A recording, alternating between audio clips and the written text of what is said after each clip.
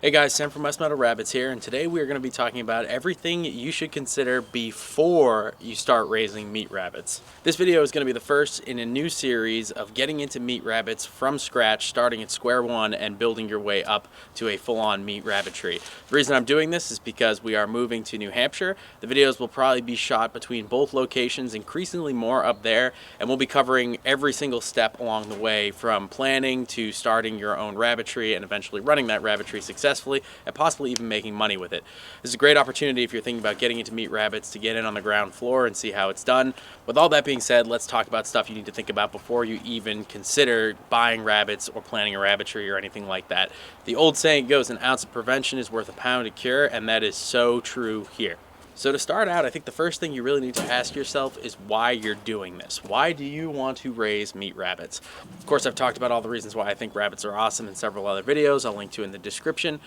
And it seems like kind of a trick question. Why do you want to raise meat rabbits? You want the meat, obviously.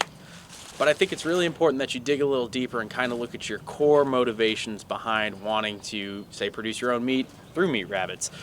And you'd be amazed at all the reasons I've heard people wanting to get into meat rabbits over the years. It ranges everything from ethics, concerns about quality of meat, worries about supply chain issues, disgust with the factory farming system, environmental concerns, prepping, wanting to be self-sufficient, wanting to start a new lifestyle as a homesteader.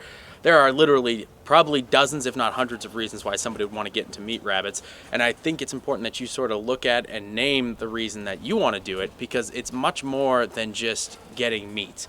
The reality of livestock is it's hard. Raising livestock is hard, it's challenging, it's definitely not socially accepted in a lot of places, especially with something like a meat rabbit, which is also not commonly eaten in a lot of places in the West. So when you're choosing to do this, there's always going to be the reality in the back of your mind that it's way easier and probably cheaper to go to a supermarket and buy some grocery store meat. And if you don't have a deep intrinsic reason why you want to do this, it's going to be really hard to persist after the excitement wears off, reality sets in, and you stumble across difficult times. It'll also be more difficult to have a good reason or a good way to kind of keep yourself going when people give you weird looks, they make, comments about what you're doing, they leave you angry comments on YouTube videos.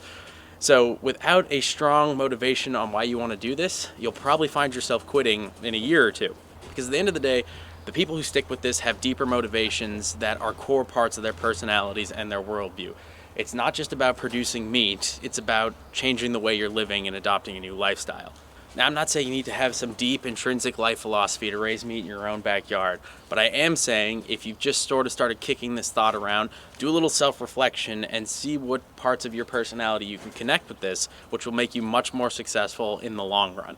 And while we're on the subject of mushy philosophy, here is the second and by far one of the most important things you need to really ask yourself, and that is, can you kill and process a rabbit? Now, this might seem like a really obvious point, and some of my viewers are going to be curious as to why I'm even mentioning this, but if you come from a suburban background like I did, where you didn't grow up seeing animals basically turned into meat, and where to you meat is something that comes in plastic wrap at the grocery store, it can actually be a pretty big jump to be able to start doing that and seeing animals as meat and not these cute fuzzy little pets. And you do need to make that jump, because the reality is when you want to produce any kind of meat production involves death and killing and everything that goes along with it. If you can't bring yourself to do that, then you're really not going to be a successful meat producer. Now, I like to take a philosophical approach to killing, processing, and eating animals, and I will probably make a video on it someday in the future because I'm tired of arguing with vegans in the comments, but you can't get around the practicalities of meat production. I mean, it can be somewhat grisly, and again, if you haven't grown up around it, it's going to cause a little bit of shock the first few times you do it. It's also worth pointing out that we're not just talking about you here. If you have a family or kids and they haven't grown up around this, you also have to convince them. And believe me, meat rabbits are great, but they're not worth wrecking your marriage over. And what if your kids never talk to you again? There are, of course, many ways to explain it to people in a way that they at least can understand, if not respect. But if you haven't really had these conversations with people in your life that you're close to, and you haven't done self-reflection on whether you can do it or not, that is something you really need to prioritize. Before you go out and buy a bunch of meat rabbits, which may just end up as expensive pets, I would really recommend doing a few dry runs with the processing side, because that is ultimately where these projects end. That is their purpose. YouTube is obviously a great place to start. If you and your family can't make it through my YouTube video on processing a meat rabbit, you may have bigger issues. It's even better if you can find somebody in person. Experience is the best teacher. You could look around your area, see if there's any rabbit breeders, farmers, or homesteaders who would teach you how to do it in person. Maybe they'll charge you a small fee. In my mind, that's money well spent. And if you can't find any homesteaders or farmers, you might be able to find a hunter, trapper, somebody who has experience. Even butchering game is better than nothing. And if all that fails, there are organizations, say like Mother Earth News, which have fairs and events and classes all around the country where you can get some first-hand experience with butchering rabbits. And if not rabbits, any kind of livestock is a great place to start. A lot of people start with quail because they're much smaller and easier to handle. And just getting used to killing and processing an animal, it's better to start small, but if you can do any kind of in-person experience, it'll make your life 1,000 times easier. And you may find you just don't like it and it's not worth it for you, and that's totally fine too. You can just buy meat from your local sustainable farmer, and that's just as good. Long story short though, if you want to raise your own meat, you have to be able to do the dirty work. Okay, so enough philosophy, let's talk tactics. What exactly do you want your rabbitry to be, and do you want to make money doing this? Is your rabbitry just going to be a part of your homestead where you produce meat for your family and maybe a few friends, or do you want this to actually be a profitable side hustle or business? Do you want to get into professional breeding, selling breeding stock, and maybe even shows? For most of you, I suspect it's probably going to be some combination of the three, but regardless of what you want to do, it really needs to be planned out ahead of time because it is going to dramatically affect your strategy, your budget, and what you need to prioritize. Here's another probably obvious statement, but if you actually want to make significant money from meat rabbits, you need to treat it like a business, not a homestead side project. If you want this to be a profitable enterprise on your farm or homestead, then we're talking probably a business plan, a good analysis of the market around you, and some pretty significant investments in good stock, cages, equipment, materials, all up front, along with detailed plans on how you're going to actually make this thing cash flow. Obviously, if you just want to put meat on the table for the family, this is significantly easier and requires basically none of that. For most of us, I think a reasonable expectation is to primarily provide meat for ourselves and maybe at best break even on feed, material, and cage costs over the long run. In my opinion, that's a great goal to shoot for, and how business-like you want to go or how loose you want to play it and how much money you're willing to lose is really a personal decision. Spoiler alert though, if you're in the US or even most parts of the West, it is very, very difficult to make money selling rabbit meat. The meat industry in general in the US is very heavily regulated. Rabbit, while considered a specialty meat, is not commonly eaten.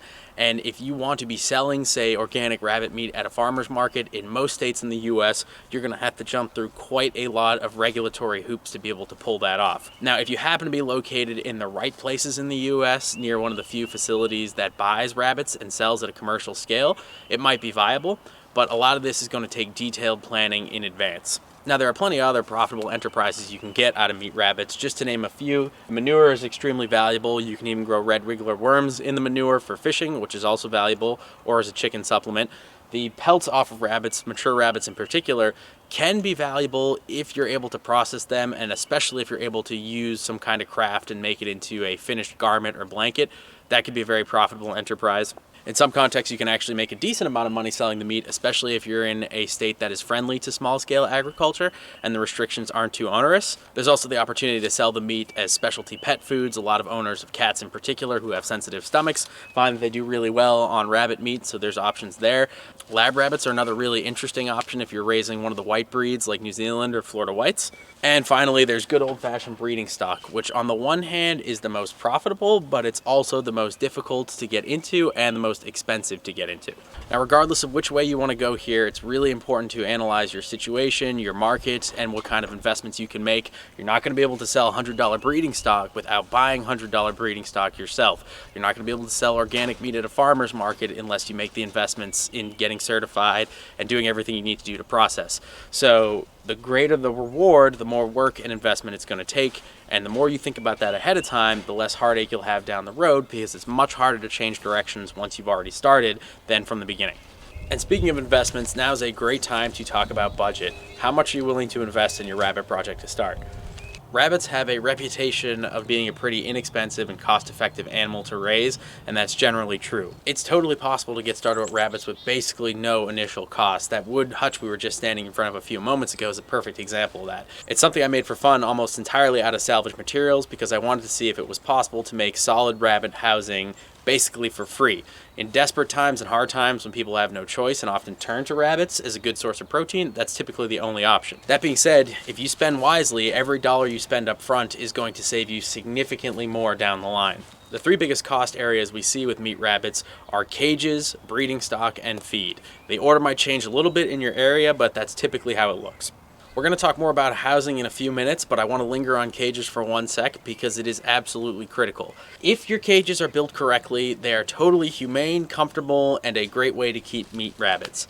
However, I see so many videos on YouTube of absolutely terrible cages, and worse, cages with hardware cloth on the bottom.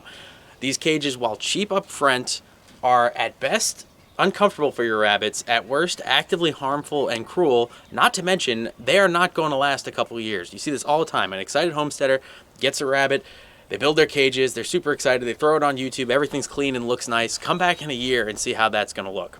I've got an entire video on what kind of wire I think should be used in cages, and as a part of this new series, we're going to go through building my cages step by step. But long story short, I would budget at a minimum $90 a cage, if not more, for a top quality wire cage. This might sound like a lot of money to some of you, but it is going to pay back so much in the long run. Losing stock to stupid things like sore hocks and them getting cuts on rusty wire is just so disappointing and not worth it. Not to mention the fact that these cages are going to last you for years, possibly decades, if they are well maintained, versus cheaper wire cages, which you're only going to get a few years out of. And believe me, building cages is super tedious. Replacing damaged cage components is also very tedious. The less you have to do that, the happier you will be. And don't forget to value your time and your animal's welfare. It is well worth it to spend the money on the best cages and equipment you can afford. The same general rule applies to breeding stock, miscellaneous rabbit equipment, feed, and everything else that goes into your project. Cheap stuff will save you money in the short run, and if it's only temporary for a year or two, that's usually okay. But in the long run, investing in the best you can buy up front will pay you so many more dividends down the road. You need to plan with this philosophy in mind. If you think you're going to be able to get 10 rabbits with their cages and their feed and everything and the stock and all that for only $250, that's not going to happen. That might be more realistic to estimate that for one rabbit to get set up with a cage and everything. It is far better to start with fewer rabbits and buy the best you can buy and slowly expand over time than to overextend, do everything cheaply, and watch it all fall apart in a couple years. Hey guys, sorry to interrupt the video, but I just wanted to let you know about the West Meadow Rabbit's Patreon. While YouTube is great and I love being a part of the community here, it does have some downsides that I think Patreon solves nicely. Over on the Patreon, you can get early access to all our YouTube videos, transcripts, exclusive content, detailed information about raising rabbits in different formats such as blog posts. In the future, we're going to have higher tiers with even better content like my exclusive rabbit cage plans and even more exclusive content. In the meantime though, it is an absolutely phenomenal way to support the channel. Like I said, YouTube's great, but some of my most important videos like how to process meat rabbits get demonetized, and I really like the intimate community we can have over on Patreon. So if you want to support the channel and you have a little extra change kicking around to buy, say, a cup of coffee a month, I would really appreciate it if you could meet me over there. Either way, guys, though, I wouldn't be here without you. I appreciate your support. Don't feel obligated, and just keep enjoying the videos. Now, here's a simple thing people often skip over, and that is how much time are you able to dedicate to your rabbit project? After you get a little bit of experience and you've built a totally optimized system, rabbits don't actually take that much time. My herd typically fluctuates around 20 adult rabbits, give or take, and then full litters during the breeding season. And my usual chore time is about 20 minutes per day, 10 in the morning, 10 at night, and 1 or 2 hours on the weekend. An important caveat there is that doesn't include the more labor-intensive tasks like breeding, sexing and evaluating litters, interacting with customers, making YouTube videos, routine cleanouts of the larger structures, and yearly sanitation and health maintenance for the rabbits. In a later video in this series, we're going to break down in detail how exactly to run a meat rabbitry, but at the very least, you should consider it a decent hobby, if not a part-time job. This will depend on how optimized your system is, how experienced you are, and how many rabbits you have. If you want to raise 5 or 6 rabbits in the backyard to put food on the table for your family, it shouldn't interfere too much with your life. If you want to have a 100 rabbit, side hustle operation, then it's going to be a part-time job. None of this is super surprising, but it is something important to think about. If your life is already very full, then I recommend starting slowly with rabbits and focusing on a few animals before you go out and buy a bunch and get in over your head with something you don't actually want to do every day, because ultimately, regardless of how many rabbits you have or how much time you spend, you're going to be spending a pretty good amount of time with these animals, and you should like it. Okay, now that you've got a lot of the basics figured out, it's time to finally start talking about the breed and quantity of meat rabbits you want to have. Now, a lot of these decisions will somewhat be made for you based on your budget, your time, and what kind of rabbitry you want to have, but I can still offer you some basic advice. I'm not going to waste a ton of time talking about the specific breeds and their individual merits. We made an entire video on that, which I'll link to in the description. But long story short, if meat production is your primary goal, then you're going to want to stick with one of the commercial varieties. If you're not as worried about maximizing meat production, then you've got a lot more great options out there that can complement different types of projects, whether that's breeding stock, shows, 4-H, pelts, you name it. There's rabbit out there for pretty much everything. If you want a more detailed breakdown on individual rabbit breeds and their merits, check out the link in the description. Now let's talk about quantity. One of the most common questions I get on this YouTube channel is how many rabbits do I need to feed my family or do XYZ? And I can offer some basic rabbit math as a good starting. So let's use a single New Zealand doe bred at moderate intensity as an example. That doe will produce 4 litters a year with an average of about 8 kits per litter using somewhat conservative math, which would give us a total of 32 kits reaching processing age as fryers per year. We'll assume that each kit is harvested around 5 pounds, which is standard for a fryer, and again conservatively estimate that you're getting 2.5 pounds of meat per fryer. And this is definitely a low estimate, especially if you eat organ meat, but let's just use it as an example for the sake of making the math work. With all these numbers and caveats, we can say that 1 doe plus 1 buck, because obviously you need at least 1 buck, will give you around 80 pounds of edible meat per year. A buck can easily handle 5 does, if not more, so assuming a buck and 5 does, you can get over 400 pounds of rabbit meat a year, and that is a pretty low investment and low time investment operation. As a general rule, especially if you're bringing new stock onto your farm or homestead, I would overestimate the amount you need by maybe 10 to 20% just to account for mortality, and because the genetics are an unknown quantity. That's a good place to start. As we flow along this natural decision path here, the next place we end up after rabbit breed is housing. Housing is one of the most controversial topics in the rabbit world, and I think that's because there are so many different reasons why people get into rabbits. And as we covered earlier, a lot of those reasons are deep parts of people's personalities and belief systems, and there are a lot of strong feelings there. Housing is a huge topic which we've covered at length on this channel and will continue to do so, but I can give you some ground rules to sort of point you in the right direction for your research. So let's start by looking at colonies and tractors. The most important thing to keep in mind about colonies, tractors, or any other setup that keeps rabbit on the ground is that the risk of disease is dramatically higher. There's a lot of different reasons for this, and it's going to depend somewhat on your area, but the simple fact is rabbits on the ground are much more vulnerable to a bunch of different diseases. If you're even thinking about going this route, at the very least, you need to familiarize yourself with the common diseases and parasites in your area. Some, like RHVD, which is going around the US right now, have rates of almost 100% fatality. This is another classic mistake that I see on YouTube all the time. Homesteaders get rabbits, super excited, post videos about it. Oh my God, a year later, we don't raise rabbits anymore. We didn't know this terrible thing happened, but this was totally preventable with a little bit of research. On the other hand, in these kind of setups, the rabbits usually have more space, so they will be able to display some of their more natural behaviors. And in the case of rabbit tractors, as long as they're moved every day, they'll also be able to get a significant, if not all, of their food from the ground via grass and plants during the growing season. An important note here is that this doesn't apply to colonies because grass is only going to last a week at most in a rabbit colony. There are many other reasons why I'm not a huge fan of colonies, which I cover in other videos, but I'll leave it at that. On the flip side, you have cages. Cages are much more sanitary than raising rabbits on the ground. There's less variables, less things that can go wrong. They're easily cleaned and easily controlled. And when built appropriately, they're totally humane and comfortable for your rabbits. It's also totally possible to feed your rabbits an exciting natural diet in their cages. I grow most of my rabbits' own food during the summer and just deliver it to the cages. And the rabbits get to enjoy the mental stimulation and health benefits of having fresh food, and you get to enjoy a lower cost even though you're spending a bit more time on labor. On the other hand, cages, thanks to the chicken industry, have gotten a bad rep. While chickens should not be raised in cages ever, they're free-ranging, wide-roaming birds. Rabbits do much, much better in enclosed spaces because if you think about a rabbit in the wild, it spends most of its time underground anyways, so you don't see as much issues there, but the bad optics unfortunately still remain. An important side note here, no matter which route you choose to go, housing rabbits together is incredibly risky at best.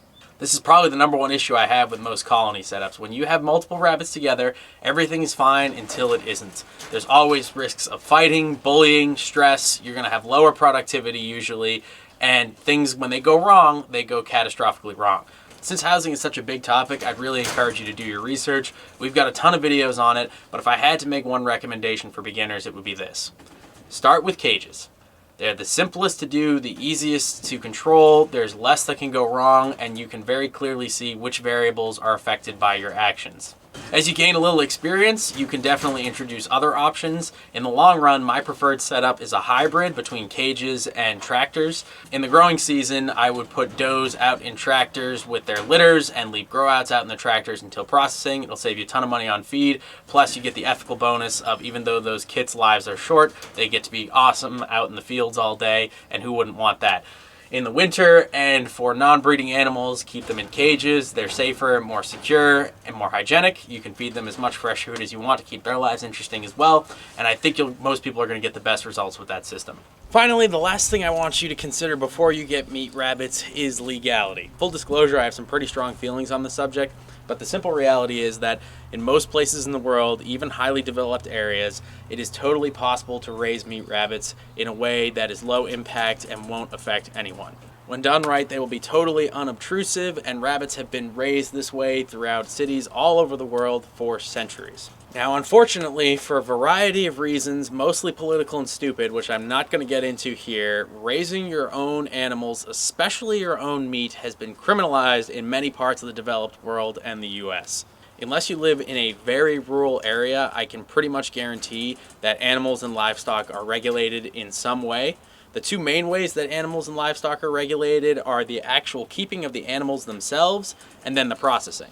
So starting with the keeping of the animals, all major cities and pretty much all large towns, suburbs, and even some small towns are going to have specific regulations on what livestock can be kept, where it can be kept, how it needs to be kept, how many you can have, and a bunch of other stuff depending on the location.